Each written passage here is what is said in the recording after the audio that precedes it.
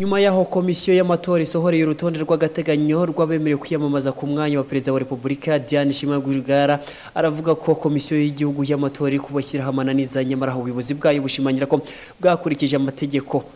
Ubwo yari mu kiganiro n'abanyamakuru kuri uyu wa gatanu, Diane Rwigara umukanda wigenga ku mwanya wa perezida wa Repubulika utaragaragaye ku rutonde rw'agateganyo yatangaje ko kuba bataragaragaye ku rutonde rw'agateganyo hari amananiza komisiyo y'igihugu y'amatora iri kubashyiraho, aho yemeza ko mu bantu basaga 900 bamusinye hemewe hafi kimwe cya kabiri cyabo gusa. Kuko maze kubivuga turacyakomeza, turakomeza gahunda yo kugerageza gukurikiza ibyo bashaka nubwo tutarabyumva neza. Tukaba twifuzaga ko aya mananiza bari kudushyiraho bayagabanya.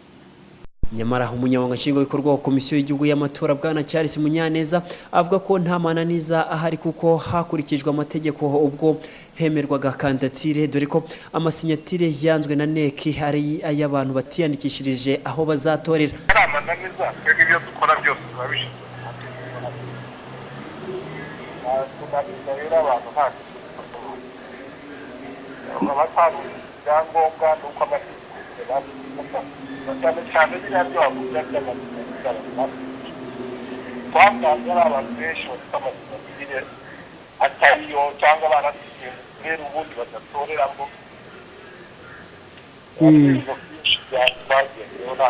Diane Rwigara akomeza avuga ko bigoye kumenya ibyangombwa bituzuye neza ngo babikosore, aho ashinja komisiyo y'igihugu y'amatora kutabaha ibisobanuro byimbitse kugira ngo bumve icyo ni mutwereke abo bantu muvuga ko batemewe, mutwereke icyo mwashingiyeho ko impapuro ari twe twagiye kuzisinyisha, mwatwereka aho twagiye dukosa tukamenya uko twikosora.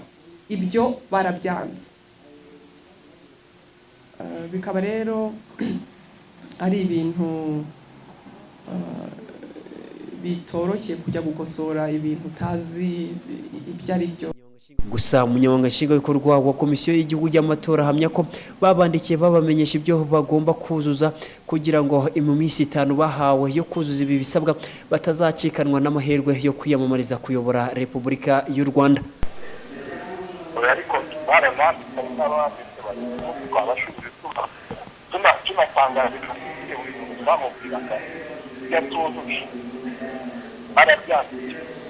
Biteganyijwe ko umunsi wa nyuma wo gutanga ibyangombwa bibura ari itariki 5 Nyakanga.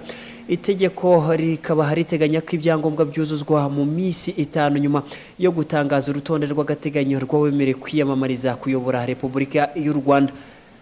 Bigenga Cloud TV.